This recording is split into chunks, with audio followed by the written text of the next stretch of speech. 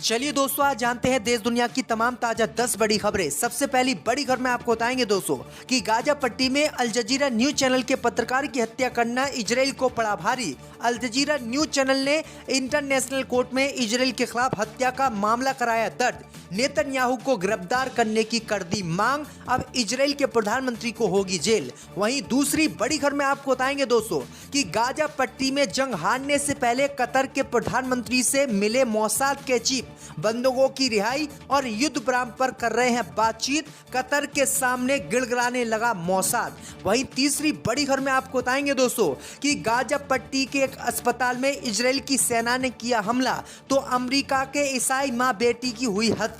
America हुआ Israel से नाराज, तत्काल युद्ध रोकने की कर दी है मांग। वहीं फिलिस्तीनी बच्चों को भी स्कूल जाने से इजराइल ने रोका। वहीं अगली बड़ी खबर में बताएंगे दोस्तों कि सत्ता की भागीदारी से मुसलमान भारत में हुए आउट। केंद्र समेत 15 राज्यों में पहली बार मुस्लिम मंत्री नहीं, इसमें 2 कांग्रेस शासित राज्य भी हैं। वहीं अगली बड़ी खबर में आपको बताएंगे दोस्तों कि गाजा पट्टी में जंग हार रहे प्रधानमंत्री नेतन्याहू के छूटे पसीने, बोले गाजा पर हमास का नहीं रहने देंगे राज, हम खुद करेंगे इसको कंट्रोल। तो दोस्तों सभी खबरों को आपको विस्तार से एक कर बताने वाले हैं, वीडियो को अंत तक जरूर देखें। इसी बीच पर तो दोस्तों अगली खबर की ओर तो गाजा पट्टी में अल जजीरा न्यूज चैनल के पत्रकार को मारना इजराइल को पड़ा भारी। अल जजीरा न्यूज चैनल ने इजराइल पर हत्या का केस कोर्ट में किया दर्ज।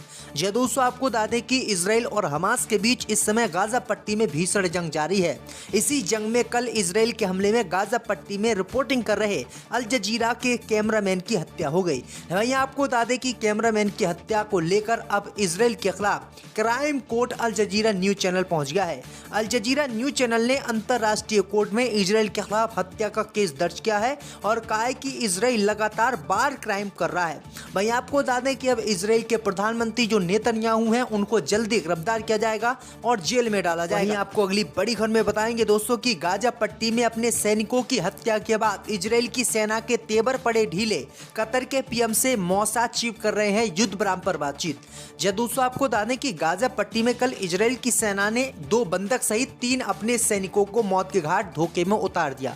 अब खबर सामने निकल कर आई दोस्तों कि 5 अपने लोग को मारने के बाद इजराइल की सेना के तेवर गाजा पट्टी में ढीले पड़ गए।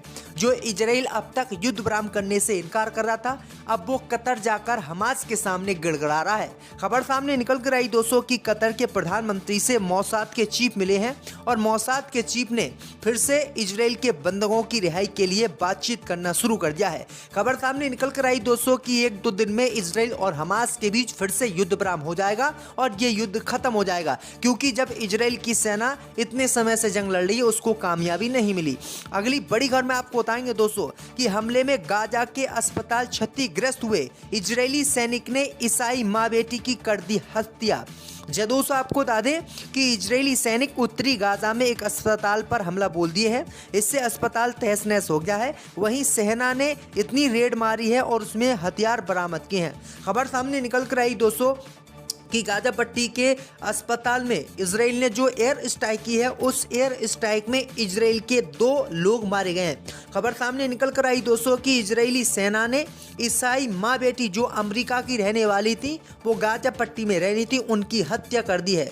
वहीं आपको बता दें कि फिलिस्तीनी बच्चों को स्कूल जाने से भी इजराइल की सेना ने रोक दिया है। वहीं आपको बता दें कि अमेरिका के 2 नागरिकों की हत्या के बाद अब इजराइल की टेंशन बढ़ गई है। इजराइल के खिलाफ अमेरिका फिर से और ज़्यादा हो गया है।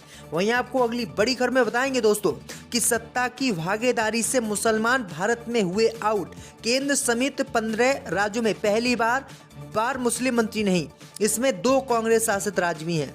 जय दोस्तों आपको बता दें कि सबका साथ सबका विकास नारा से इतर सत्ता में मुसलमानों की भागीदारी चौंकाने वाली है। पहली बार केंद्र समेत 15 राज्यों की सरकार में एक भी मुस्लिम मंत्री नहीं है। इसमें असम, गुजरात, तेलंगाना जैसे प्रमुख राज्य भी शामिल हैं, जहां मुसलमानों की आबादी 45 लाख से ज़्यादा है। देश में मुसलमानों की आबादी करीब 14% है, जो हिंदुओं के बाद सबसे ज़्यादा है। खबर सामने निकल कर आई दोस्तों कि हालिया 5 राज्य के चुनाव के बाद जो सरकार गठन की प्रक्रिया चल रही है उसमें भी मुस्लिम हिस्सेदारी नहीं है। यानी कांग्रेस शासित राज्य तेलंगाना में भी एक भी मुसलमान को मंत्री नहीं बनाया गया है।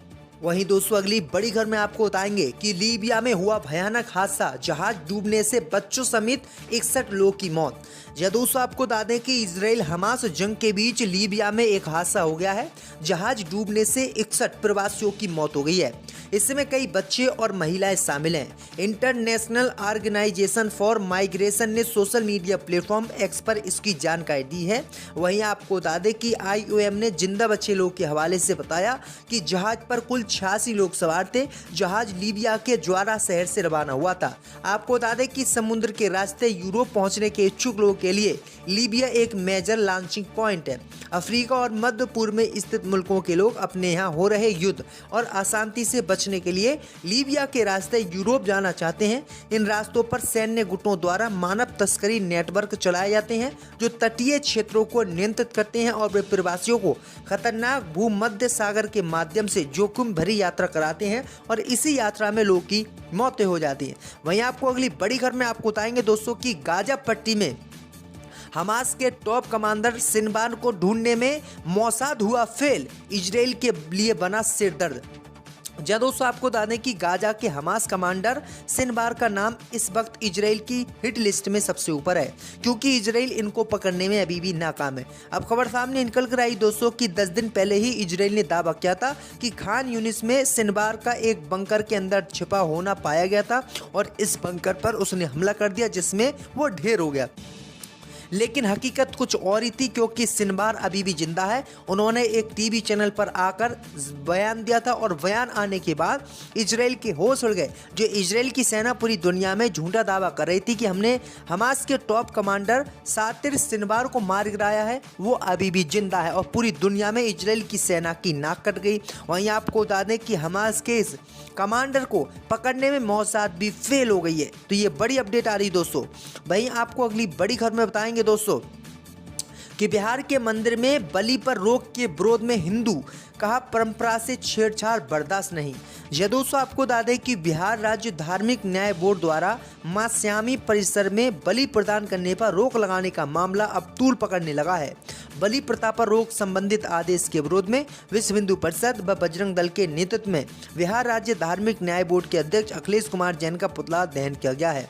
सभा को संबोधित करते हुए विश्व हिंदू परिषद के सह जिला मंत्री राजीव प्रकाश मधुकर एवं आदित्य नारायण चौधरी मन्ना ने कहा कि हम सनातनी पूर्वजों से चली आ रही परंपरा को निर्वहन करते हैं और यहाँ बलि प्रदान प्रथा पर रोक संबंधित आदेश से आहत है, इसलिए बलि पर रोक नहीं लगनी चाहिए। तो ये बड़ी अपडेट आई दोस्तों कि बलि पर रोक लगाने से साफ इनकार कर दिया। वहीं आपको अगली बड़ी खबर में आपको बताएंगे दोस्तों कि गाजा में नेतन्याहू हमास कर नहीं रहना चाहते हैं कंट्रोल, बोले हम करेंगे इसको कंट्रोल। जब दोस्तों आपको बता दें कि गाजा पर नियंत्रण को लेकर इजराइल के प्रधानमंत्री बेंजामिन नेतन्याहू ने बड़ा बयान दिया है। उन्होंने कहा कि वो हमास्तान को फतह स्थान नहीं बनने देंगे। उन्होंने कहा कि वह फिलिस्तीनी प्राधिकरण को गाजा पट्टी पर लौटने की अनुमति कभी नहीं देंगे। उन्होंने कहा कि फिलिस्तीनी प्राधिकरण ने अभी तक इजराइल पर हमास के हमले की निंदा नहीं की है। पीएम नेतन्याहू ने सर्वे का हवाला देते हुए कहा कि वेस्ट बैंक में 82% फिलिस्तीनियों ने इजराइल पर 7 अक्टूबर के हमलों को सही ठहराया। उन्होंने कहा कि गाजा में ऐसी सरकार होगी जो बच्चों को इजराइल को नष्ट करने के बारे में शिक्षित नहीं करेगी।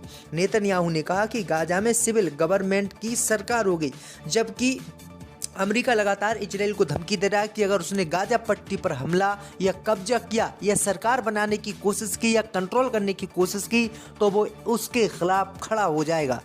आजम खान के साथ बदले की भावना से काम किया जा रहा है। इन अल्फाज से या ये जो ऑफर आया है, इसका मतलब तो ये है कि इस वक्त जानबूझकर इंटेंशनली या और प्रैक्टिकली ये उनके साथ जो कुछ किया जा रहा है जानबूझकर किया जा रहा है। हाँ, आजम खान के लिए अब पार्टी क्या एक्शन लेगी चुनाव से पहले? भाई अखिलेश यादव और सारी पार्टी उनके साथ है।